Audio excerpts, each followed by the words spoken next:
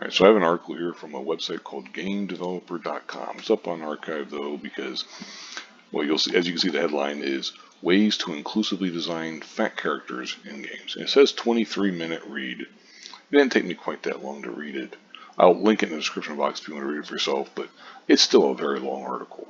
But it basically is talking with developers, largely indie, but it does have some like AAA, as they would call them, developers, and how they handle plus size, overweight, fat bodies. Because it goes through this whole thing where they're talking about what's the definition of fat and all this kind of stuff, and blah blah blah and everything. And then it goes on and talks some more like, in a scientific sense, fat is a noun referring to a chemical substance inside the body and all this kind of bullshit. And it's like, let's get to the point.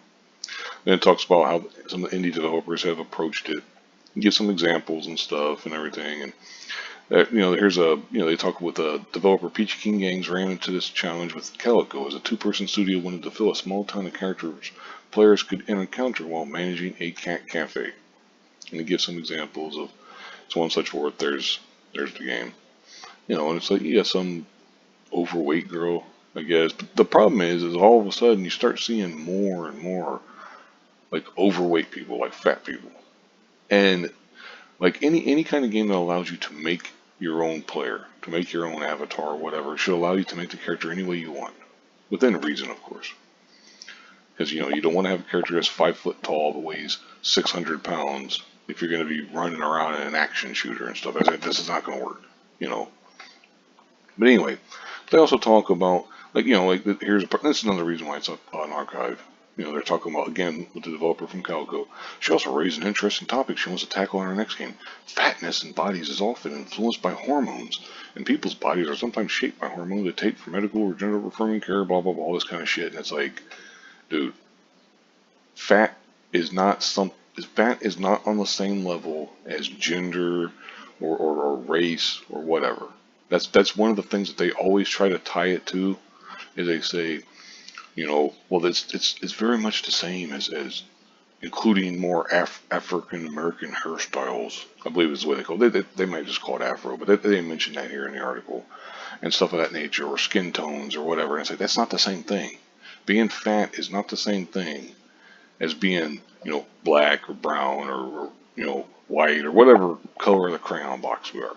That kind of stuff. It's not the same thing. It's not the same as being man or woman or whatever. It's not, because you can change your fatness.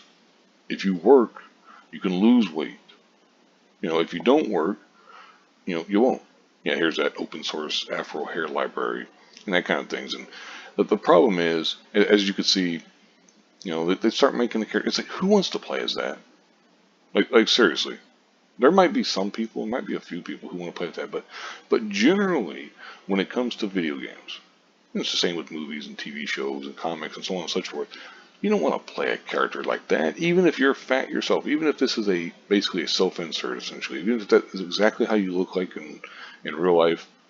Why the hell do you want to play that in a video game? You want to play an idealized version. You want to play some hot guy or some hot girl or something like that. You don't want to play as some fat person. I mean, maybe you do. I don't. I mean, I don't know. Maybe I'm sure. Well, I'm sure there's people out there who do feel that way. But it's not the same to me. There's some Sea of Thieves and stuff, and it's a little more stylized. So it's like, for instance, she's got pretty big arms, but she doesn't have a big waist. I'm saying, well, maybe, but anyway, I mean, I'm gonna wrap this up here in a minute because I'm already going over 4 minutes. That's a lot longer than I was wanting to for a video like this. But it didn't talk some about Sims 4 and stuff, and it goes on and designing fatness in gameplay, and why maybe you shouldn't, and stuff. And it talks about like with like I said, hitbox, invisible system, blah blah blah. We don't know what a hitbox is, but it's like on a fat character, a hitbox will be bigger, which makes it easier to get hit. So you're not going to want to do that, kind of stuff. And it goes on and stuff. And, like I said, it just keeps going. It's a pretty long article. I doubt most people are going to want to read it because, like, it's just, it kind of repeats the same points over and over again, kind of like what I'm doing now. So I'm going to go ahead and wrap this up.